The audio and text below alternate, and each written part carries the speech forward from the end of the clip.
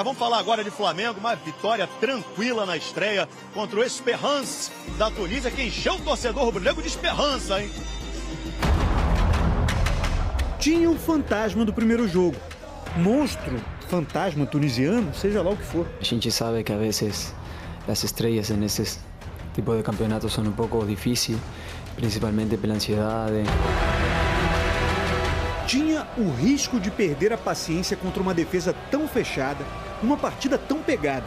Gerson, Arrascaeta, Plata mais tarde, onde havia criatividade e o Esperance fazia falta.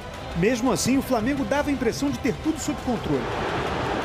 Tudo calculado, mas não friamente, porque o Felipe Luiz vibra em campo e abre mão de casaco até em noite gelada. Analiso o adversário da forma que eu acredito que eles vão vir para o jogo. Coloco os jogadores que eu acredito que sejam os melhores para montar um plano de jogo e vencer esse adversário que vem pela frente.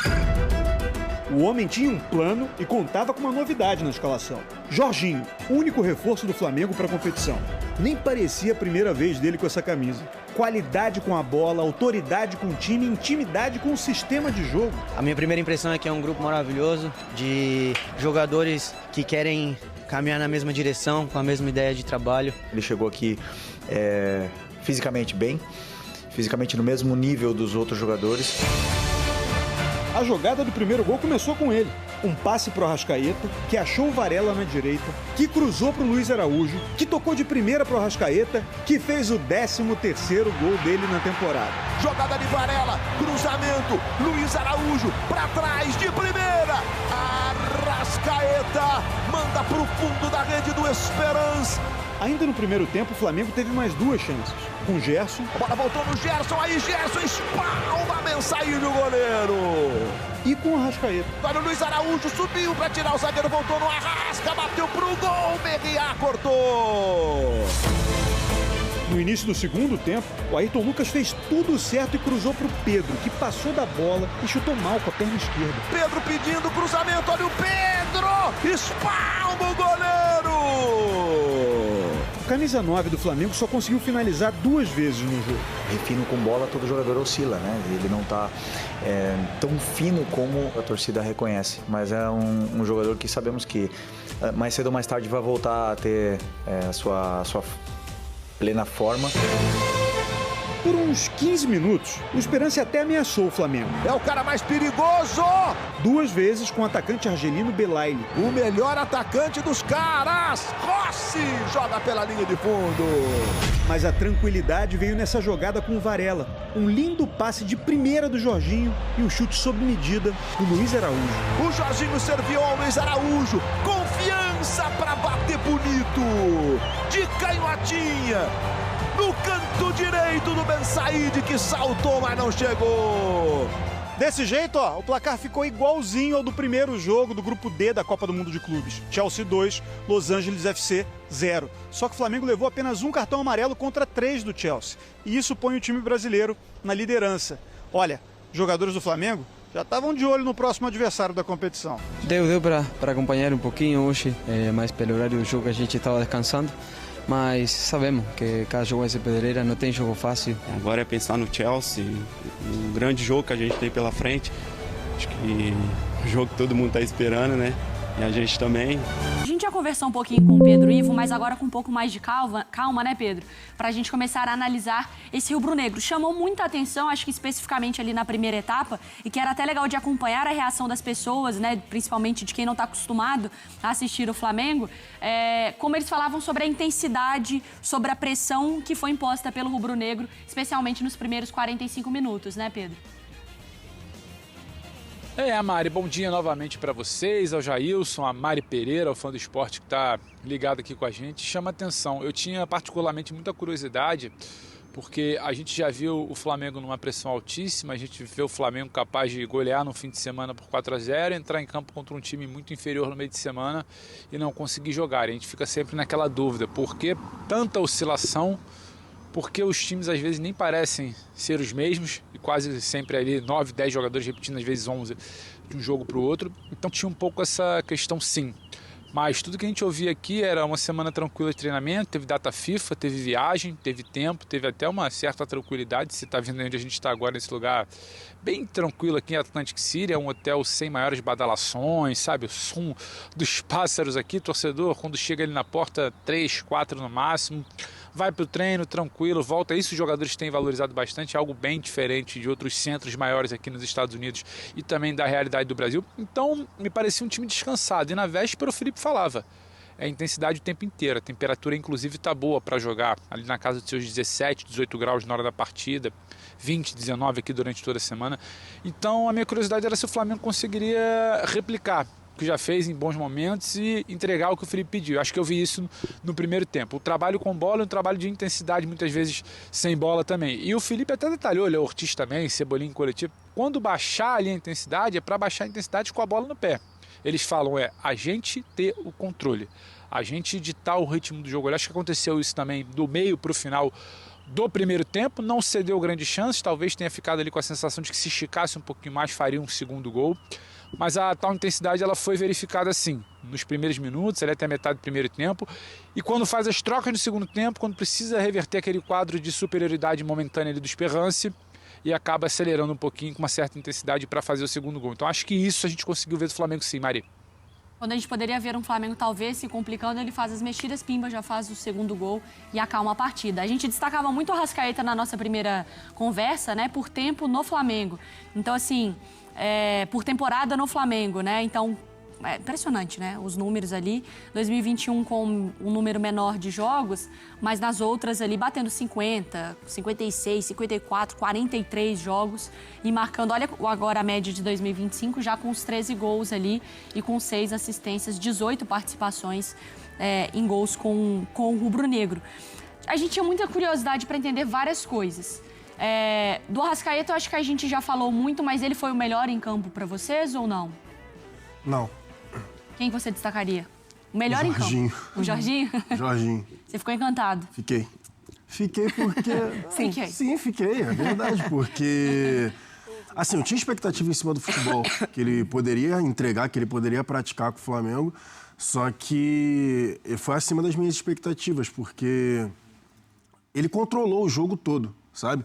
Então, o cara que está acabando de chegar no time, teve ali, acho que, sei lá, 2, 3 treinamentos só com a equipe, e ele tomou as rédeas completamente do meio-campo. Toda hora a bola passava por ele, o giro de jogo do Flamengo todo passava por ele ali com o Pulgar. O Pulgar ontem, inclusive, que geralmente não tem atuação assim. Ontem o Pulgar errou passes que geralmente ele não erra. Ele deu contra-ataque para o Sperrance até justamente porque ele errou esses passes de transição. Então eu gostei do Jorginho porque não só primeiro volante ali descendo entre os zagueiros para fazer a saída, teve hora que ele foi para segundo volante, deixava o Pulgar mais atrás e achava o Arrascaeta. Eu estou falando de passe para frente, não só passe lateral. Achava o Arrascaeta ali na janela, né, no buraco entre a defesa do adversário, o Gerson, acionando o Pedro, que o Pedro estava longe, né? O Pedro não estava conseguindo participar muito do jogo, e ele percebendo que o Pedro estava ali agoniado, querendo jogar, ele tentou dar umas forçadas de bola no Pedro também. Então, para mim, foi o destaque. Obviamente, o Luiz Araújo, com gol e assistência... Gosto muito do Luiz Araújo. E a gente falou aqui, né? Você mesmo falou lá né? que ele precisava, ele merecia a vaga de titular. Uma vaga, né? E ele conquistou em campo, mas o meu destaque fica com o Jorginho. Luiz Araújo, para mim, dessa janela que o Flamengo faz, não lembro se era 2023, por aí, ele é o grande destaque para mim. Não, foi no passado, eu acho. E ele é meio... O quê, o Luiz Araújo? Acho que ele chega, não foi no início do 24, não? É 23 já? Nossa Senhora. Ele vem quase que na leva do Cebolinha. Caraca, já tem tanto tempo sequência, assim. praticamente. E chama atenção porque desses personagens do Flamengo, Mari, a gente vai falar mais do Jorginho, mas como personagens que já estão no Flamengo, eles voltam, saem de um protagonismo ou pelo menos de uma posição de referência. Quantas vezes a gente falou do Pedro, grande jogador, hoje a gente fala pouco do Pedro e destaca muito o Luiz Araújo. Quando a gente falou já há um tempo do Plata, como o Bruno Henrique, em certo momento, era esse personagem. Pelo menos em termos de elenco e banco de reservas, o Flamengo mostrou que tem, não mostrou? Ah, claro. Com certeza, sim. Vem mostrando, na verdade, né? Eu acho que com o Felipe Luiz fica mais evidente. E, assim, eu falo muito, né? A gente fala muito do Felipe Luiz, mas no caso do Arrascaeta, por exemplo, o Arrascaeta, ele depende de um departamento médico de altíssimo nível. Assim, Foi de 2023 para 2024. 2023 acho que é quando o Flamengo não conquista nada ali, né? Fica ali naquela situação. E a virada para o Arrascaeta era a base do sacrifício absurdo, com aquele problema no pubis, que aí vai para a parte da coxa, que daí, enfim, né, gera uma série de situações que as lesões elas se dão por isso. E ele é muito sacrificado justamente porque em 2023 o Flamengo não conquista nada. Então o Flamengo não pode descansar o Arrascaeta para 2024. Ele já inicia ali para campeonato estadual, enfim, ele vai parar só lá para março para poder, de fato, se recuperar. E a recuperação dele é isso. Ele vem até de uma Copa do Mundo que ele foi utilizado, exatamente, né? Preparava ele para a Copa, o Flamengo chegando em final de Copa do Brasil, de tudo, né? Exatamente. Foi uma sequência. Ele até no final de 22 e 23 ele vai emendando lesão, né? Porque por onde ele passa, o pessoal sabe que é isso que ele entrega. O nível dele é altíssimo. Então, assim, ninguém quer descansar um jogador como o Arrascaeta, né? Porque não tem substituto. De fato, não tem. O Flamengo, ele tenta buscar no De La Cruz alguma situação, no Gabigol, antes do Gerson, também. no Gabigol, enfim. E não tem alguém que entrega o que o Arrascaeta entrega, né? Assim, em diferentes fases. E fora os jogadores que o Flamengo busca no mercado e não vem porque sabe que vão ser reservas do Exatamente. Além disso, assim, ele gera uma situação, né? Tanto pro lado bom quanto, entre aspas, pro lado ruim. Então, ele é o grande destaque, porque ele desequilibra a partida marcando ou dando assistência. Mas a figura do Jorginho também me impressionou, porque o Felipe Luiz, ele traz na coletiva, né? Ele fala que o Jorginho, ele teve 2 semanas de férias e ele usou essas 2 semanas para se condicionar e chegar fisicamente no mesmo nível que os outros atletas, e ele chega, e ele mostrou isso ontem. Então, assim, a decisão de tirá-lo ali com 70 minutos era para evitar qualquer situação, não é porque ele pediu ou porque, enfim, ele cansou, era só isso. E o Felipe fala, a ideia é de usar ele lado a lado, ele e Pulgar. E, de fato, você vê o desenho do Flamengo dessa maneira, né? Eles alternam ali quem vai mais um pouquinho, quem vai menos, mas a ideia é de tê-los ali para qualificar justamente esse giro de jogo do Flamengo. E isso acontece. Eu acho que ele tenta ali algumas situações, porque ele tem essa característica, esse perfil de colocar os companheiros no jogo. Ele quer que todo mundo participe do jogo, então ele busca o volante companheiro, ele busca a invertida, ele busca o atacante, ele busca porque ele quer colocar todo mundo no jogo.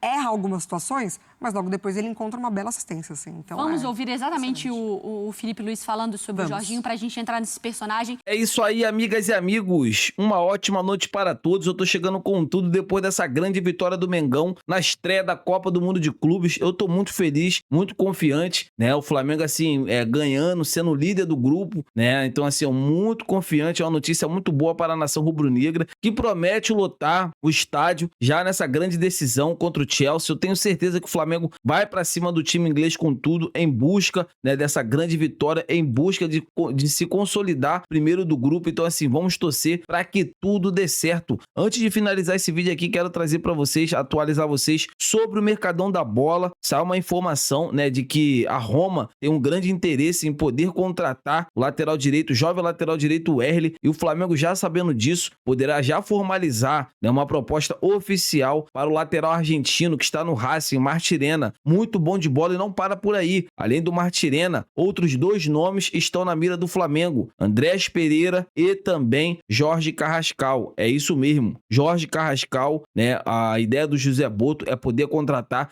fechar com esse jogador o mais rápido possível, né? Ele não vai poder jogar a Copa do Mundo de Clubes, mas já vai estar ali, né, conhecendo os atletas, treinando com o grupo nos Estados Unidos. Então, assim, não se surpreendem se amanhã ou nas próximas horas o Flamengo fechar essa contratação. E outro nome também que começa a ganhar força no Flamengo para brigar pela titularidade com o De Arrascaeta é o argentino Rodrigo Garro, que não tem mais clima para permanecer no Corinthians, né? O próprio jogador já disse para o seu staff procurar outro clube, né? O atleta tem o desejo de sair do Corinthians. Então, assim, não vai sair só ele, vai sair aquele Memphis Depay, outros nomes também lá do Corinthians irão sair. Então, assim, o Flamengo está analisando o mercado, o Flamengo está com o dinheiro em caixa, tá já contando com essa venda do Gerson, que será 25 milhões de euros à vista. Então, assim, nos próximos dias eu atualizarei aqui vocês sobre mais notícias do nosso clube de regatas do Flamengo, nosso amor. Amigas e amigos, eu tô indo nessa. Saudações rubro-negras, fiquem com Deus!